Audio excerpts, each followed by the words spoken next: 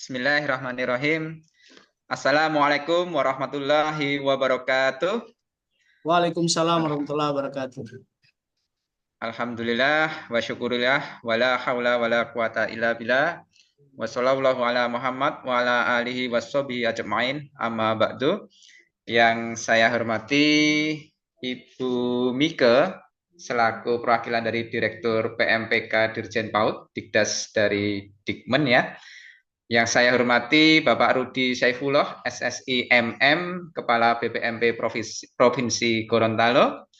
Yang saya hormati Ibu Ade Putri Sarwendah, selaku pemateri, Guru SLB Negeri 1 Balikpapan ya, dan Pak Ridwan selaku host. Terima kasih Pak Ridwan atas waktunya. Ibu Bapak semuanya, pada sharing berbagi praktik baik ini, saya mengambil judul tentang pengelolaan apik untuk si Halilintar ya, Ibu Bapak semuanya. Ini saya kepanjangannya ya, pengelolaan dengan aplikasi apik untuk siswa dengan hambatan dan disabilitas agar tepat belajar gitu ya. Tepat belajar ini artinya sesuai dengan levelingnya, sesuai dengan kebutuhannya, seperti itu. Dan perkenalkan Ibu Bapak semuanya, saya Andi Hapsara dari SMA Negeri 7 Yogyakarta. Tadi sudah disampaikan oleh Pak Ridwan tentang biodata saya. Saya langsung saja, ini Pak Ridwan, saya akan menceritakan terlebih dahulu tentang situasi atau latar belakang seperti apa kondisinya di sekolah inklusi atau lebih dikenal dengan SPPI, Sekolah Penyelenggara Pendidikan Inklusi. Ibu Bapak yang saya hormati, seperti yang telah kita ketahui semuanya, SPPI itu berbeda dengan SLB, di mana setiap jenjangnya itu ada di satu atap dari SD, SMP, SMA.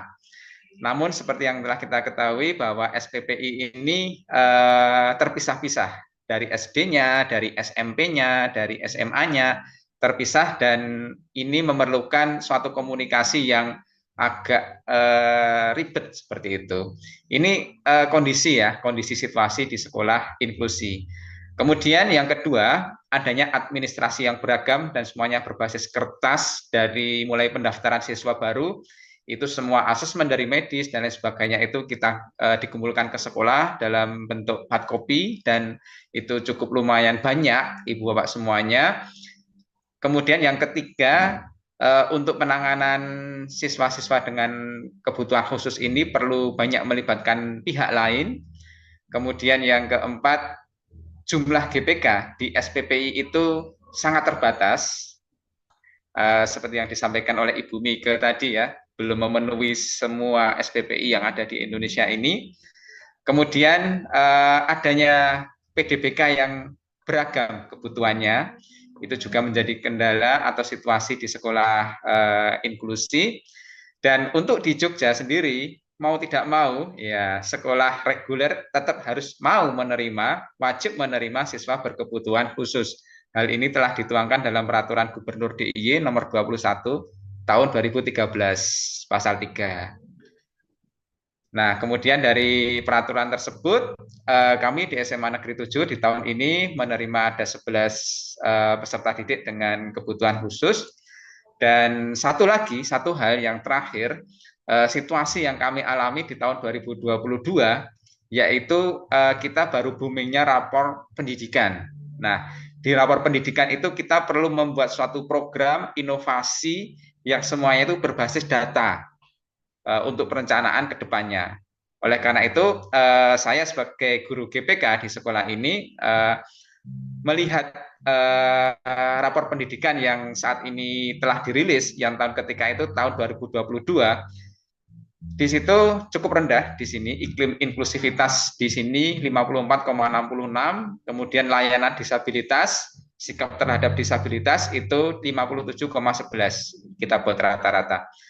Nah, ini menurut kami cukup rendah ya. Oleh bagaimana agar rapor pendidikan ini setiap tahunnya nanti bisa meningkat. Nah, bagaimana apakah nanti bisa meningkat atau tidak? Ibu Bapak perlu kita simak obrolan kita pada siang hari ini. Baik Ibu Bapak semuanya, seperti yang telah kita ketahui, kalau yang kita sudah memiliki kualifikasi untuk menjadi GPK dan punya peserta didik berkebutuhan khusus, kita bisa diakui jam kita 6 jam ya, tapi jangan lupa untuk dimasukkan ke Dapodik. Nah, ini salah satu bagaimana portal Dapodik itu mengakomodir GPK. Nah, ini sebagai salah satu contohnya ketika kita sudah menjadi GPK, kita masukkan di sini. Hal ini juga memudahkan Kemdikbud untuk bisa memantau apakah SPPI ini sudah punya GPK-nya atau belum, seperti itu. Sehingga nanti dari ini diklat-diklat yang dari Kemdikbud itu bisa tepat sasaran, seperti itu. Dari situasi yang tadi saya ceritakan di depan, ada sebuah tantangan yang perlu kita eksekusi, yang perlu kita inovasikan untuk memperbaiki atau istilahnya itu meningkatkan hal-hal yang tadi belum sempurna tadi. Yang pertama, saya perlu membuat sebuah inovasi strategi dengan sistem yang terintegrasi dan berkelanjutan. Kemudian seperti yang disampaikan oleh Pak Ridwan tadi, ketika saya di Jepang dulu, short course tentang inclusive education, saya mendapatkan ilmu tentang strategi Scrum. Nah, ini sebuah tantangan di mana ketika kita dulu pernah didiklat oleh Kemdikbud, bagaimana sih apa yang bisa kita terapkan, adaptasikan atau diadopsi oleh kita tentang pendidikan di negara-negara maju. Nah, ini salah satunya yang saat ini saya kembangkan adalah strategi Scrum-nya, seperti itu. Kemudian yang terakhir, tantangan yang perlu saya jalankan yaitu perlunya kolaborasi antara pembelajaran dengan program kekhususan. Karena mereka secara lahiriah anak berkebutuhan khusus perlu kita akomodasikan dengan sebuah program kekhususan. Karena mereka sudah tidak ada di SLB, kalau di SLB ada program kekhususan. Nah, di sekolah inklusi, kita sebagai GPK perlu memberikan layanan kepada mereka tentang program kekhususan ini. Yang menarik di sini, kita sebagai guru sudah full jamnya, gimana sih kita berkolaborasi dengan guru mapel agar dari pembelajaran itu juga sebagai langkah atau terintegrasi sebagai program kekhususan. Nah, ini sebagai tantangan yang nanti akan kita bahas di sini.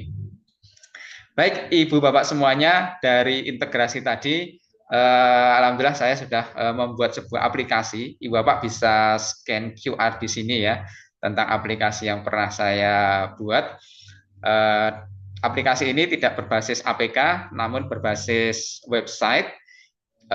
Secara logika nanti bisa kita pelajari bersama-sama. Dan domain serta hosting aplikasi ini disupport penuh oleh Pemda DIY melalui alamat jogjaprof.go.id. Monggo Ibu Bapak yang silahkan yang punya ini ya, Google Lens bisa scan QR.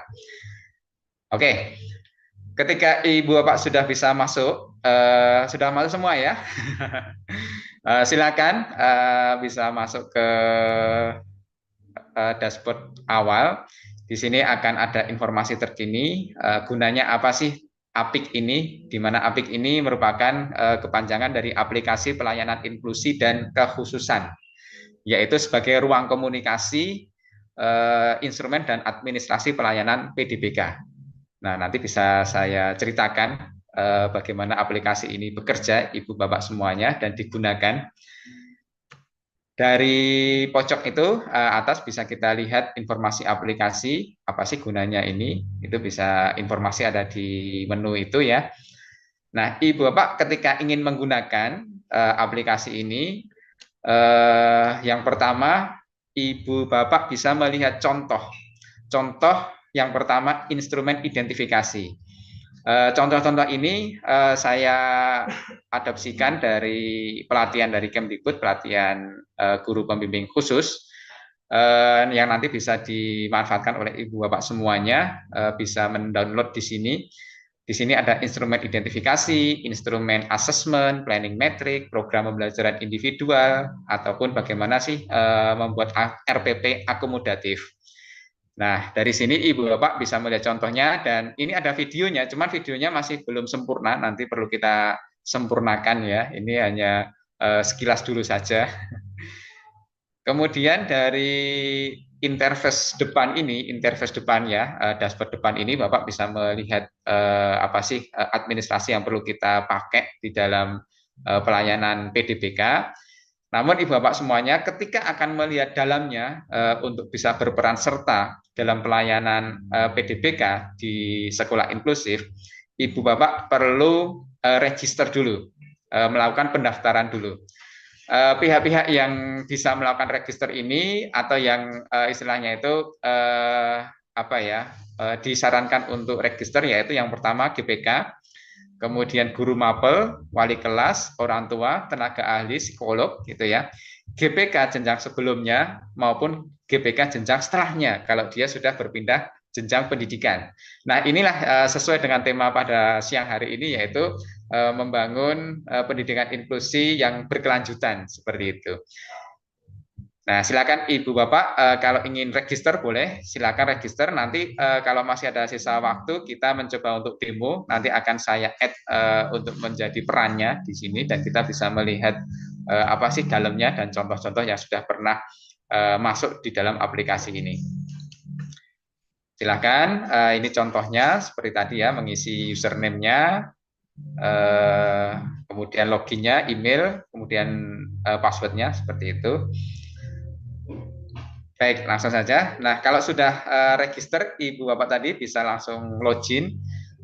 Ketika Ibu Bapak ini login, tidak bisa melihat dalamnya, hanya kosong gitu. Ibu Bapak bisa melihat isi dari apa ya konten dari aplikasi ini apabila Ibu Bapak memiliki kepentingan gitu.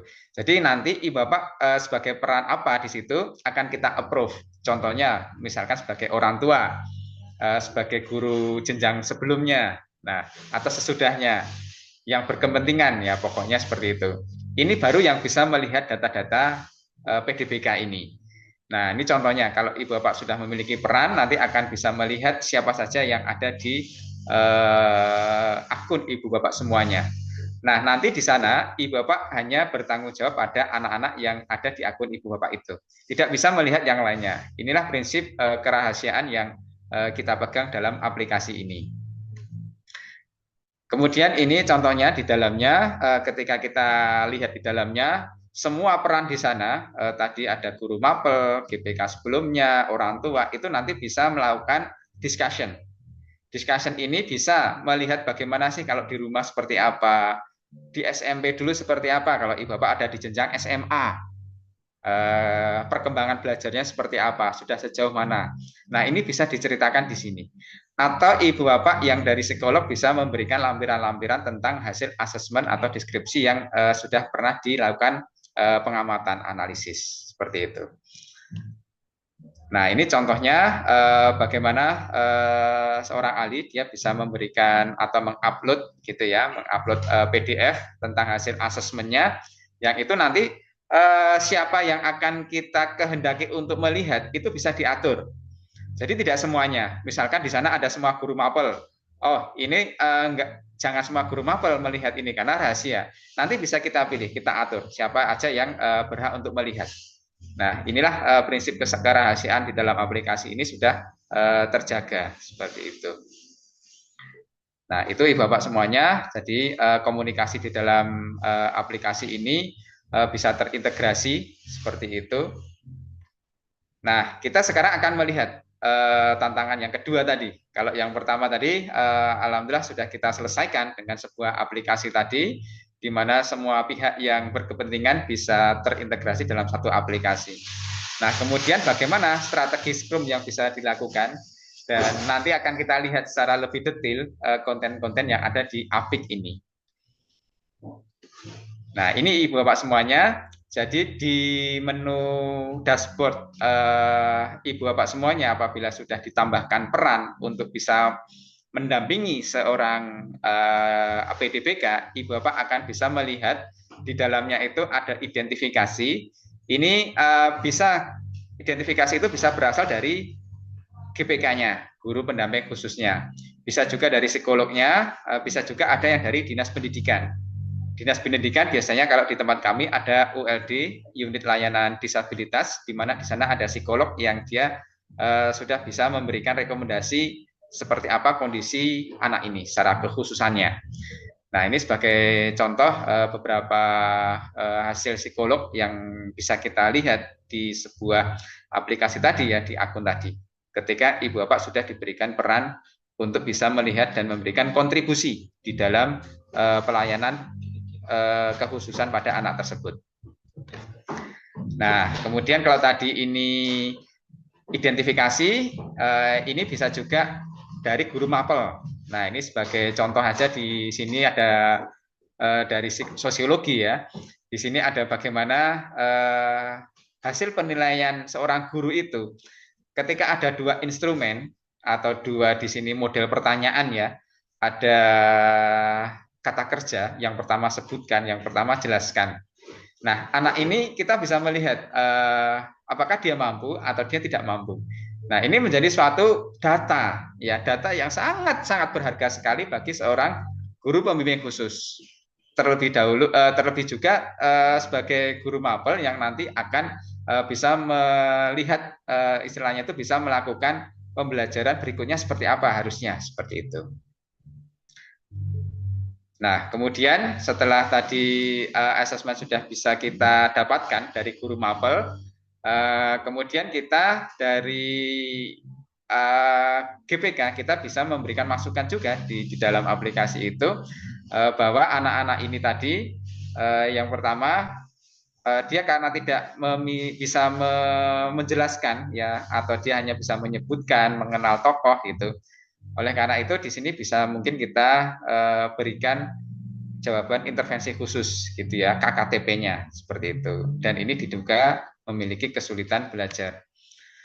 Kemudian dari hasil asesmen tadi kita bisa melihat, maaf ini tadi yang pertama untuk laporan asesmennya di sini bisa kita kolaborasikan perkembangan kognitifnya dengan program kekhususannya, bahwa ketika di sini contoh yang memiliki hambatan penglihatan ibu bapak semuanya, di mana di dalam siswa baru ketika dia masuk dia perlu ada proksus untuk orientasi mobilitas sosial dan komunikasi. Nah, pada saat itu mapel-mapel yang berhubungan, nah ini bisa melakukan kolaborasi, karena kalau misalkan tidak kita kolaborasikan atau kita integrasikan, kita sebagai guru mungkin tidak memiliki waktu khusus untuk bisa mengajak dia untuk berorientasi secara lebih detail seperti itu. Nah, di sini bisa kita kolaborasikan untuk pembelajaran di biologi bisa. Nah, di sosiologi juga bisa. Bagaimana dia ini melakukan pengenalan lingkungan, ya, dia sambil melakukan observasi. Nah, kalau misalkan di pembelajaran biologi kan ada observasi tentang ekosistem. Nah, sehingga dia ketika jalan-jalan di setiap sekolah, di tempat-tempat vital, nah ini guru biologi harus bisa mengintegrasikan proksus tadi pada pembelajarannya di TP-nya, seperti itu. Nah, jadi seperti itu. Kemudian ini hal-hal yang lain, asesmen non kognitif, ini bisa dari guru BK, dari guru bimbingan konseling, bahwa anak ini selama ini memiliki bakat, minat, ya, atau mungkin ini dari orang tua juga bisa, masukan pesan dari orang tua. Misalkan anak ini mahir membuat puisi, ya, jadi kita tampung, oh anak ini pinter membuat puisi, membuat lagu. Nah, oke, ini bisa kita menjadikan suatu bentuk produk ya, kalau misalkan di pembelajaran berdiferensiasi, di mana nanti anak ini perlu kita olah saja bagaimana produk yang dihasilkan oleh anak ini seputar tentang puisi, pantun, dan lain sebagainya. Jadi seperti ini. Jadi masukan-masukan dalam aplikasi itu perlu kita tampung seperti itu. Nah, ini planning metrik pembelajaran yang sudah kita buat. Maaf ini kok loncat-loncat ya, ada timernya mungkin. Dari pembelajaran ini yang kita integrasikan dengan program kekhususan, akhirnya kita mengintegrasikan tadi ya OMSK tadi di dalam planning metrik seperti itu. Kemudian Ibu Bapak semuanya, setelah semua dokumen-dokumen tadi itu sudah kita rangkum, akhirnya kita bisa melakukan akomodasi kurikulum. Di mana di sini kita bisa merancang RPP yang tepat, pembelajaran yang tepat untuk anak tersebut. Sehingga di sini di dalam panduan Direktorat PPKLK tahun 2011 ya, ini masih yang lama, cuman yang baru masih sama juga di sini. Ada akomodasi kurikulum yang mana yang lebih tepat untuk dibutuhkan oleh anak ini. Nah, dari dokumen-dokumen pendukung tadi sudah kita simpulkan bahwa perlunya ada sebuah modifikasi kurikulum di sini. Yang pertama di tujuannya dan yang kedua di evaluasi. Yang pertama di tujuan kita perlu apa istilahnya itu mengganti yang tadinya itu menjelaskan, kita mencoba untuk menyebutkan. Nah, untuk yang tahap pertama seperti itu. Kemudian yang evaluasi nanti kita bisa melihat bagaimana kalau misalkan anak ini kita berikan produk saja, seperti itu. Nah, ini contohnya. Contoh bagaimana kita memodifikasi tujuan pembelajaran. Misalkan contohnya yang pertama untuk anak reguler. Nah, anak reguler ini sudah bisa menganalisis ragam gejala sosial seperti itu. Nah, kemudian untuk kita yang untuk terintegrasi dengan OMSK, anak ini nanti kita harapkan di tujuan OMSK itu anak bisa terampil melakukan observasi, karena tujuan dari orientasi mobilitas itu kita harapkan anak ini terampil melakukan observasi lingkungan atau tempat-tempat vital yang ada di sekitar sekolah. Kemudian nanti untuk yang komunikasinya, karena OMSK itu sosial komunikasi ya. Nah, kita di dalam sosiologi, kalau pelajaran ini sosiologi, itu bisa kita integrasikan dengan bagaimana tujuan dia itu, pembelajaran dia itu nanti dia bisa wawancara. Seperti itu. Wawancara ini kan satu bagian dari OMSK di komunikasinya. Nah, kemudian yang terakhir baru menganalisis ragam gejala sosial dalam masyarakat melalui paradigma sosiologi. Jadi yang pertama yang paling penting adalah bagaimana melakukan observasi dulu, kemudian dia bisa wawancara seperti itu. Kemudian untuk evaluasi di sini kita bisa membuat diferensiasi produk karena tadi itu bakatnya tadi membuat puisi. Nah, oleh karena itu kita oke lah kalau misalkan dia di dalam membuat penilaian harian kita, sumatifnya dia belum mampu untuk bisa mengerjakan ya esai ataupun pilihan ganda. Kalau misalkan pilihan ganda nilainya kurang terus, nah oke kita integrasikan untuk membuat puisi yang berhubungan dengan materi kita. Nah, ini menjadi salah satu masukan bagi kita sebagai guru GPK ketika kita melihat berbagai peran yang ada di dalam aplikasi itu memberikan kontribusi, sumbangan-sumbangan untuk bisa membangun anak ini supaya lebih tepat belajar, seperti itu. Nah, ini contoh dari PPI ya, program pembelajaran individual yang untuk anak tersebut ya. Sehingga di sini nanti kita memiliki strategi pembelajaran berdiferensiasi media gitu ya, dan produknya khusus PDBK tadi. Dan di sini untuk anak yang hambatan penglihatan, di sini juga kami menerapkan media asistif yang nanti bisa dilanjutkan oleh Bu Ade gitu ya. Kalau di sini media asistif yang kita ajarkan yaitu bagaimana dia bisa mahir memakai screen reader vocalizer sehingga dia nanti ketika mengerjakan soal dalam bentuk PDF dan lain sebagainya itu dia tidak salah gitu. Dan ketika dia ini ngetik di laptop atau komputer ya, karena di sini kalau soal esai dia bisanya harusnya ngetik gitu. Kalau membuat huruf braille dia nggak bisa karena kami di sekolah inklusi guru-guru nggak ada yang bisa membaca huruf braille gitu. Akhirnya dia harus ngetik kalau misalkan soal-soalnya esai gitu. Oleh karena itu kita bagaimana adaptasikan dia supaya bisa menjawab dengan tepat melalui ketikan di laptop seperti itu.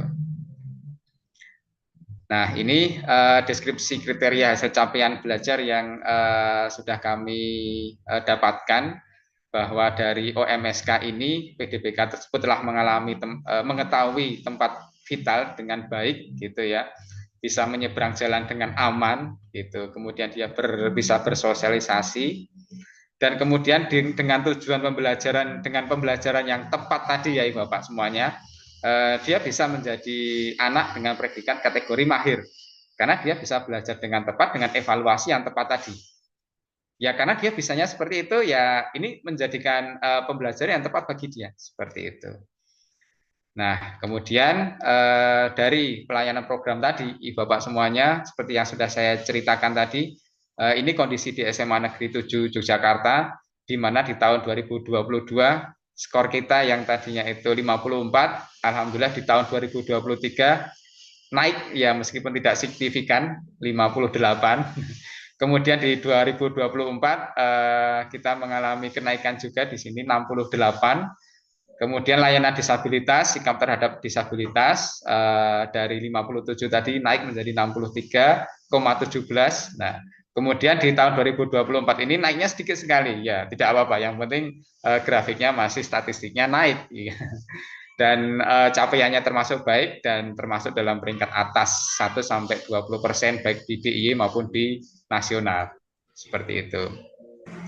Nah, itu Ibu Bapak semuanya praktik baik yang sudah saya lakukan, di mana ini memiliki dampak yang cukup ya, meskipun belum signifikan, tapi ini sudah membantu paling tidak di rapor pendidikan SMA Negeri 7 Yogyakarta. Kemudian praktik baik ini sudah kami sampaikan di webinar PGRI juga, dan sudah kami lakukan riset Ibu Bapak semuanya, nanti bisa dilihat riset kami tentang akomodasi kurikulum ini dengan teknik CIPPO ini ya, Bapak semuanya nanti bisa dilihat secara lebih mendalam seperti itu. Dan itu Ibu Bapak semuanya berangkat dari filosofi dari Jogja, Sangkan Paraning Dumadi, anak-anak PDBK itu memang memiliki hambatan. Namun mereka memiliki doa yang mampu menembus langit. Semakin banyak PDBK yang kita bimbing, semakin banyak doa terbaik untuk kita dan sekolah. Baik, itu Ibu Bapak semuanya yang bisa saya sampaikan. Apabila ada hal-hal yang kurang berkenan, saya mohon maaf. Terima kasih. Wassalamualaikum warahmatullahi wabarakatuh. Waalaikumsalam warahmatullahi wabarakatuh. Luar biasa, terima kasih Mas Andi. Ini menarik Bapak dan Ibu. Materinya luar biasa, memberi kita pemahaman baru terkait bagaimana kita mengelola pembelajaran atau layanan terhadap peserta didik berkebutuhan khusus. Ya, beri aplaus secara virtual Bapak dan Ibu, luar biasa materinya. Silakan Bu. Terima kasih, terima kasih. Assalamualaikum warahmatullahi wabarakatuh. Waalaikumsalam warahmatullahi wabarakatuh. Waalaikumsalam warahmatullahi wabarakatuh. Pak Ridwan, Pak Moderator yang saya hormati, Pak Andi dan Ibu Ade. Alhamdulillah senang sekali bertemu dengan Bapak Ibu walaupun dalam Zoom.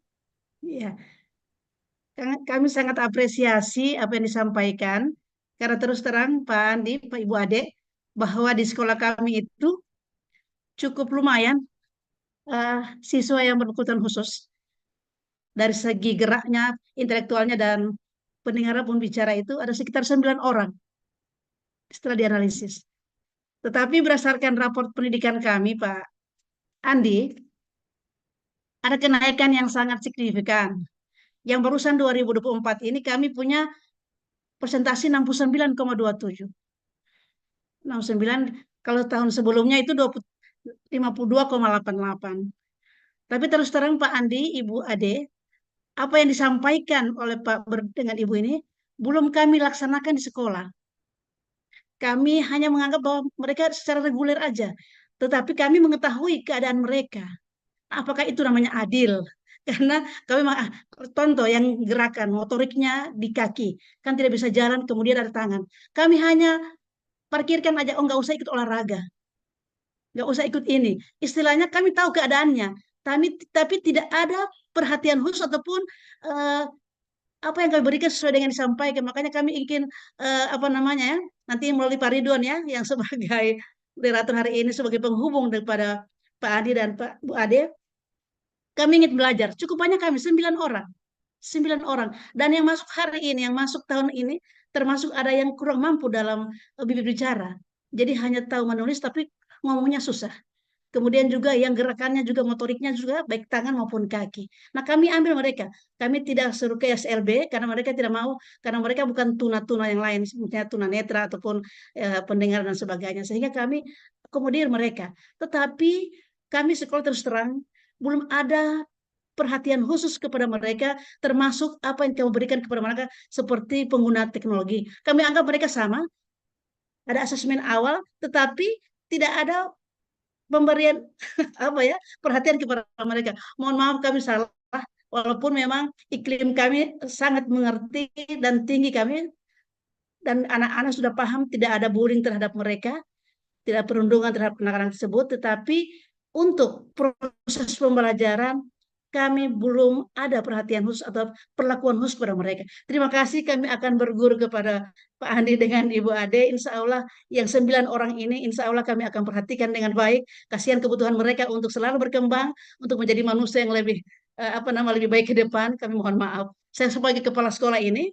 terus terang berarti belum berpihak kepada anak-anak yang berkebutuhan khusus. Insya Allah ini saya akan mereka dan akan minta bantuan Pak Andi dan Ibu Adek. Saya konsultasi karena kami juga sekolah penggerak Pak. Kami sekolah penggerak sudah tentu digitalisasi sangat penting. Kami perlu anak-anak walaupun berkebutuhan khusus mereka harus paham tentang teknologi yang disampaikan tadi secara asistif dan adaptif. Mungkin demikian pertanyaan saya, dan mohon kiranya trik-trik yang kami berikan, karena namanya guru Pak, pasti mereka juga sudah ada asesmen awal pada suatu pelajaran, tetapi kan tidak memperhatikan anak-anak yang berkebutuhan khusus tersebut. Jadi sekali lagi mohon maaf, jadi kami terus terang salah, sudah 3 tahun, sudah hampir 5 tahun ini sekolah, tetapi untuk perlakuan itu hanya sebagai perlakuan secara kemanusiaan, belum dalam perhatian atau kebutuhan mereka dalam hal pengembangan bikat dan bakat mereka. Mungkin demikian. Terima kasih. Assalamualaikum warahmatullahi Waalaikumsalam warahmatullahi wabarakatuh. Terima kasih Bu Dokter. Kalau tadi Bu Dokter menyampaikan di sekolahnya Pak Andi itu memang sudah terdeteksi ya secara visual, secara visual itu sudah terlihat atau terdeteksi ada beberapa peserta didik berkebutuhan khusus. Nah, mungkin maksud Bu Dokter ini memang untuk pelayanan dari sisi pembelajarannya itu yang belum. Memulainya bagaimana begitu? Mungkin bisa sedikit diberi gambaran kaitan dengan hal ini. Tahap awalnya seperti apa, dilakukan identifikasi, form identifikasinya yang mana seperti apa, kemudian dilanjutkan asesmen guru, kemudian asesmen ahli, selanjutnya sampai ke PPI-nya, program pembelajaran individualnya. Mungkin dari Mas Andi dulu, setelah itu Bu Ade. Ya. Andi.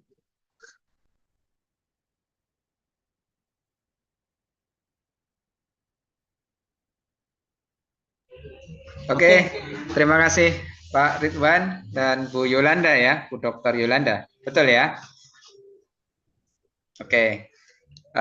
Terkait dengan permasalahan seperti tadi, untuk yang pertama kita lakukan adalah ketika Ibu menjadi seorang GPK, manajemen itu yang paling penting Ibu ya, pengelolaan dari sekolah inklusif, pengelolaan untuk PDBK itu sangat penting sekali. Yang pertama, siapa sih yang berwenang untuk bisa menangani dari identifikasi, asesmen dan selanjutnya itu siapa di sekolah itu yang berwenang siapa. Nah, ini yang menjadikan pokok dari pelayanan itu bermula. Seperti yang saya jelaskan di aplikasi tadi ya. Ketika kita sudah memiliki sistem, jadi aplikasi itu bukan hanya teknologi, bukan aplikasinya ya, bukan IT-nya, tapi di situ adalah strateginya ya, Ibu Bapak. Strategi pengelolaannya, di mana di situ ketika saya tahu anak ini si A ya, meskipun dia nggak punya asesmen, saya bisa mengundang guru BK ya, guru bimbingan konseling, SMP-nya ya, SMP-nya, di mana ketika SMP ini sudah pernah join dengan kami di aplikasi itu, tinggal saya tambahkan. Semisal saya pernah memiliki peserta didik yang istilahnya itu tidak teridentifikasi juga. Ada yang sudah guru SMP-nya dulu pernah kita join gitu ya. Akhirnya kita sampaikan, Ibu, untuk penanganan anak ini kami mohon untuk bisa kami add role ya, tambahkan peran untuk si anak ini supaya nanti hal-hal yang pernah dilakukan, perkembangan ketika SMP dulu seperti apa itu bisa memberikan insight, masukan pada pelayanan GBK di sekolah yang sekarang. Nah, oleh karena itu di situ sistem itu akan bekerja. Guru itu akan memberikan chat seperti itu. Enaknya seperti itu. Kalau lewat WhatsApp boleh sih, nggak apa-apa. Tapi WhatsApp ini hanya akan bisa dilihat oleh orang-orang tertentu. Tidak bisa apa ya, sistemnya itu berkesinambungan, berkelanjutan, itu tidak bisa. Kalau misalkan di aplikasi yang tadi saya sampaikan itu bisa terekam dengan baik. Nah, dari situ itu yang paling penting seperti itu adalah kita melihat baseline dulu itu seperti apa, anak ini seperti apa dalam ketika SMP itu seperti apa, sehingga nanti Bu Yolanda untuk identifikasi yang sekarang ini itu kita tidak dari nol. Itu bagaimana proses manajemen yang tadi saya sampaikan di dalam aplikasi itu bisa berjalan itu masing-masing itu saling memberikan masukan itu sehingga dari kita yang SMA itu tidak dari nol. Oleh karena itu siswa yang tadi dimasukkan oleh Ibu tadi kita perlu melihat dari yang awalnya dulu seperti apa dulu seperti itu. Ketika tahun ajaran baru ini memang kita belum sepenuhnya data-data itu lengkap. Misalkan sekarang anaknya belum masuk, kan kita minim banget ya data itu. Nah, salah satunya data itu yang paling penting itu dari yang pendidikan sebelumnya, seperti itu. Ketika nanti anak sudah masuk, oke, hal yang pertama kita lakukan adalah identifikasi. Di dalam identifikasi itu tadi ada instrumen yang sudah saya sampaikan di aplikasi tadi bisa diunduh juga. Nanti itu bisa secara umum ya, secara general bisa kita lihat kebutuhan anak ini ada di mana. Seperti tadi ada yang disampaikan Daksa juga ya, Pak Ridwan ya. Daksa sehingga dia nggak bisa berolahraga, akhirnya dia nggak dapat materi olahraga gitu ya. Seperti itu ya Pak Ridwan ya. Di teman kami juga ada Bu Yolanda, ada anak itu yang tadinya itu kembar siam ya. Kembar siam dia harus dibelah gitu ya, sehingga dia nggak punya tangan sama nggak punya kaki gitu. Di tempat kami ketika kita sudah melihat seperti itu, dan alhamdulillah sistem kami sudah berjalan ya, sistem kekhususan APIK tadi sudah berjalan, sehingga saya tanya ke guru SMP-nya dulu, bagaimana ini pelajaran olahraga yang disampaikan di SMP dulu. Nah, guru-gurunya memberikan chat di situ, forum diskusinya. Kita diberikan masukan, anak-anak ini sebenarnya dia sangat bagus sekali dalam olahraga, meskipun punya keterbatasan, tapi dia hal apa aja bisa dia lakukan gitu. Bahkan renang ya, nggak punya tangan nggak punya kaki itu bisa renang juga gitu ya, lompat jauh juga bisa. Nah, hal-hal semacam ini perlu kita lihat seberapa mampunya anak itu dan apa sih kebutuhan yang pokok yang perlu kita berikan layanan, yang harus kita berikan layanan. Itu bisa kita peroleh ketika kita sudah melakukan identifikasi tadi. Nah, setelah kita lakukan identifikasi, sudah dapatlah titik temunya, baru kita lakukan asesmen. Dia itu kemampuannya sudah sejauh mana di dalam olahraga itu. Nah, kalau misalkan sudah kita dapatkan ini ya kemampuannya, baru kita nanti sampai ke planning metric, PPI sampai RPP akomodatifnya itu bisa kita lakukan dengan melihat sejauh mana apa yang perlu kita modifikasi, apakah di tujuannya yang tadinya misalkan dia nggak punya tangan padahal materinya bola kaki. Oke, berarti dia nggak usah pakai bola tangan, bola kaki aja, kita substitusi gitu. Jadi akomodasi kurikulumnya kita pakai substitusi. Nah, kalau yang tadi disampaikan oleh Bu Yolanda dihilangkan sama sekali itu memang ada diperkenankan, yaitu omisi gitu ya. Omisi itu ditiadakan sama sekali. Tapi ini dalam tanda kutip kita di SPP itu dalam tanda kutip haram gitu ya. Haram ini artinya jangan sampai anak ini benar-benar hilang sama sekali omisinya. Karena omisi itu apa ya, meskipun ini diperbolehkan gitu ya, tapi itu ibaratnya kayak CP yang sudah disampaikan oleh pemerintah itu kita menghilangkannya. Nah, itu jangan sampai lah seperti itu. syukur-syukur kita berikan substitusi. Penggantinya apa sih? Kalau misalkan bola tangan nggak bisa, ya udah bola kaki gitu. Jadi jangan sampai sih olahraga kok malah tidak disampaikan sama sekali. Meskipun dia ini Down syndrome gitu ya, atau CP cerebral palsy gitu ya. Seperti dulu saya sama Pak Ridwan ke Jepang itu, ada anak-anak cerebral palsy itu dia ikut dilibatkan di dalam olahraga ya.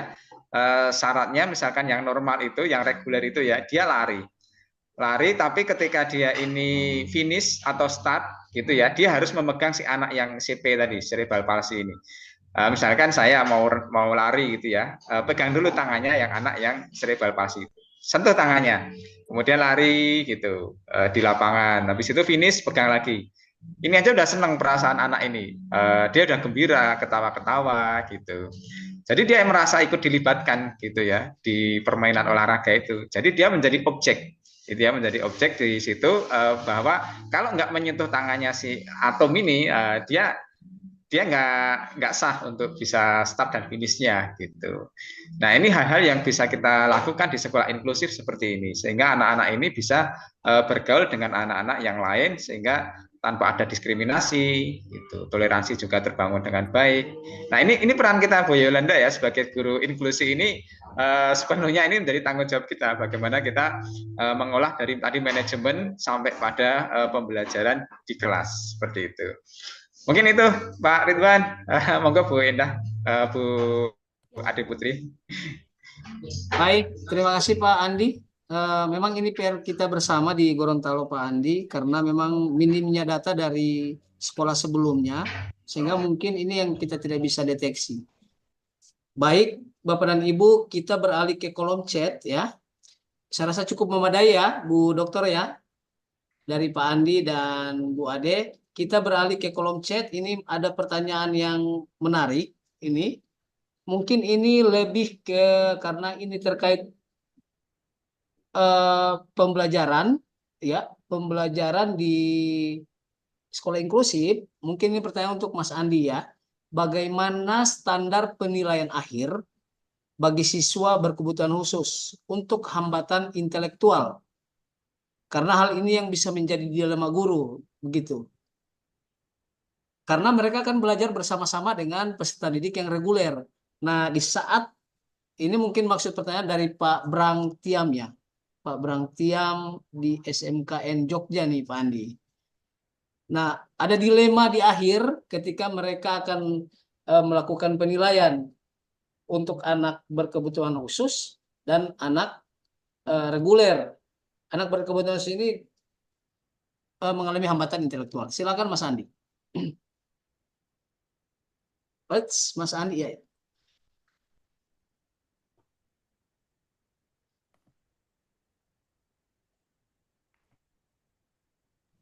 Oke, terima kasih Pak Brang tadi ya, dari SMK Jogja ya, SMK 3 ya. Oke, pada dasarnya ketika hambatan intelektual itu satu hal yang perlu kita modifikasi itu di tujuannya Pak ya. Di tempat kami juga ada, dan itu yang bisa kami modifikasi itu biasanya di tujuan. Ketika kita tahu sudah lakukan asesmen di kompetensi yang mana yang dia bisa kuasai, apakah di C1, C2, C3 atau C4. Nah, setelah itu kita menjadi di dalam PPI ya. PPI itu ada program jangka pendek dan jangka panjang. Di jangka pendeknya itu kita perlu membuat yang tadi bisa diraih oleh anak itu, misalkan C1, C2, itu di jangka pendeknya. Namun tetap nanti yang di jangka panjangnya tetap kita cantumkan. Contoh misalkan pembelajaran bahasa Indonesia atau IPS itu dia bisanya menyebutkan, kemudian mengenal tokohnya. Nah, itu jangka pendeknya. Tapi di jangka panjangnya nanti kita perlu memberikan standar yang itu sama dengan anak-anak yang lain. Misalkan tetap ada target kita yaitu menjelaskan, sehingga nanti ada hierarki atau tangga yang harus dia capai, sehingga dia nanti juga pada dasarnya bisa sama dengan teman-teman yang lain. Namun ini nanti jangka panjangnya, sehingga nanti di dalam deskripsi penilaian akhir di rapot itu biasanya kita melihat sudah sejauh mana anak ini nanti mencapai di tangga yang mana. Contohnya ketika dia ini tetap hanya menyebutkan saja gitu. Nanti baru kita di dalam deskripsinya, di dalam rapotnya ya berbeda dengan yang lain. Misalkan yang lain bisa menganalisis apa, dia hanya bisa menyebutkan apa gitu. Jadi ini nanti yang berbeda di dalam penilaian akhir adalah di deskripsinya.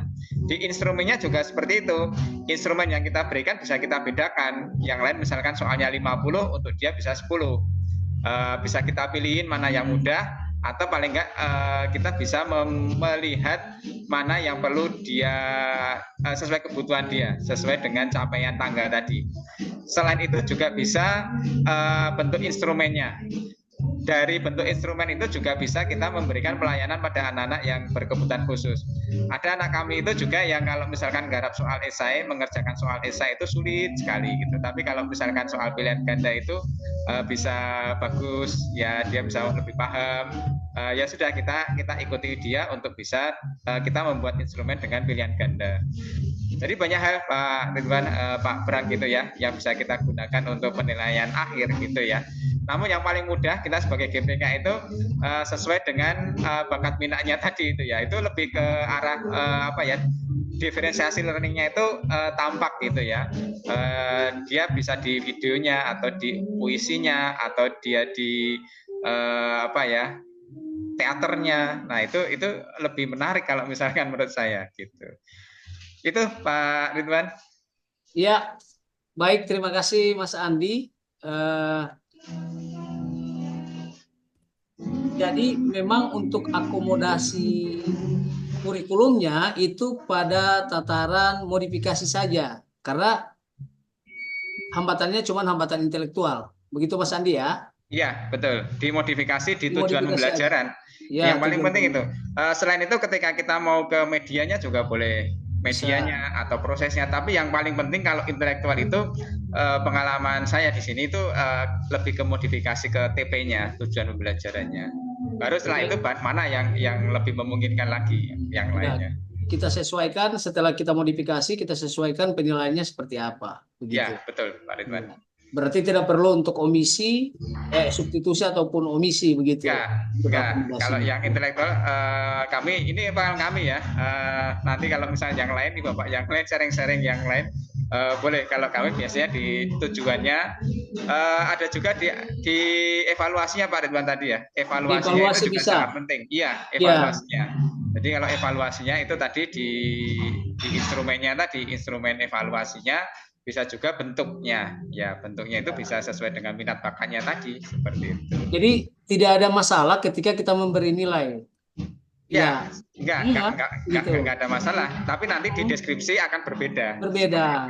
Iya. Nilainya misal 90 untuk yang anak reguler, 90 juga untuk anak bisa sama. Berkebutuhan khusus. Deskripsinya tetapi beda. Deskripsinya berbeda begitu. Nah, ini mungkin yang ditanyakan oleh Pak Bram. Yang kedua, bagaimana cara melibatkan komunitas dan keluarga? Oh, komunitas maksudnya komunitas dari guru-guru atau apa ya?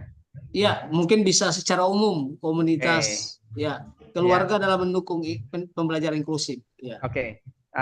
Ibu Bapak semuanya, terima kasih Pak Ridwan. Untuk keluarga ini sangat penting sekali. Ketika kita mendapatkan siswa berkebutuhan khusus, ketika kita melakukan identifikasi awal, ketika PPDB ya, itu juga lebih bagus lagi ketika orang tua itu kita libatkan. Jadi bisa kita undang mereka untuk bagaimana mereka ini kita sebagai masukan sekolah, bagaimana perkembangan belajar dia selama di jenjang sebelumnya, kemudian bagaimana di rumah, itu kita libatkan sejak dari awal. Jangan tiba-tiba ketika kita bermasalah baru mengundang. Tidak ya. Jadi orang tua itu kita libatkan bukan ketika ada masalah saja. Tapi ketika di awal, itu peran itu sangat penting. Di dalam manajemen kami di sekolah inklusif, pihak orang tua akan kita libatkan untuk tadi kita tambahkan peran tadi ya. Meskipun pasif nggak apa-apa. Tapi paling tidak ketika mereka itu datang ke sekolah di awal, itu kita bisa sudah dimulai dari kepala sekolahnya dulu ya. Kepala sekolahnya bisa memanggil orang tuanya, kemudian bagaimana motivasinya belajar di sini, apa harapannya, itu bisa kita lakukan komunikasi dengan orang tua. Ini sangat penting sekali. Itu yang sangat membantu kita sebagai guru GBK untuk apa ya, pembelajaran berikutnya gitu ya. Kemudian untuk yang komunitas, melibatkan komunitas itu sangat penting sekali. Yang pertama adalah komunitas GPK. Kebetulan di Kota Yogyakarta ini kita sudah memiliki komunitas guru pembimbing khusus, baik itu dari tingkat SD, SMP, kemudian tingkat SMA, SMK. Nah, ini Ibu Bapak yang hadir di ruang virtual ini bisa menjadi motor ya, penggerak untuk bisa membuat apa ya, grup atau semacam ini ya, apa istilahnya itu, komunitas ya, nanti bisa bekerja sama dengan organisasi profesi seperti contohnya PGRI. Dan kebetulan kami di Kota Yogyakarta ini bekerja sama dengan PGRI karena di PGRI itu memiliki salah satu bidang yang namanya APKS, Asosiasi Profesi dan Keahlian Sejenis, APKS. Nah, APKS yang selama ini dilaksanakan oleh PGRI itu kebanyakan MGMP. Tapi MGMP itu sudah punya organisasi sendiri sebenarnya. Nah, di tempat kami yang memang belum ada organisasi profesi dan keahlian sejenis itu, satu-satunya yang belum punya wadah itu adalah GPK. Oleh karena itu kemarin kita membentuk tadi itu APKS GPK sekota Jakarta. Nah, itu menjadi salah satu bentuk dukungan kita, di mana tadi pelayanan inklusi secara berkelanjutan itu sangat tampak sekali di sini. Contoh misalkan ketika SD dia jenjangnya berpindah ke SMP, nanti di dalam grup itu tinggal komunikasi saja. Siapa ya di sini yang sekarang GPK SMP 2 gitu. Saya akan memberikan masukan-masukan untuk anak ini supaya nanti di SMP 2 bisa dilanjutkan pola-pola pembelajarannya.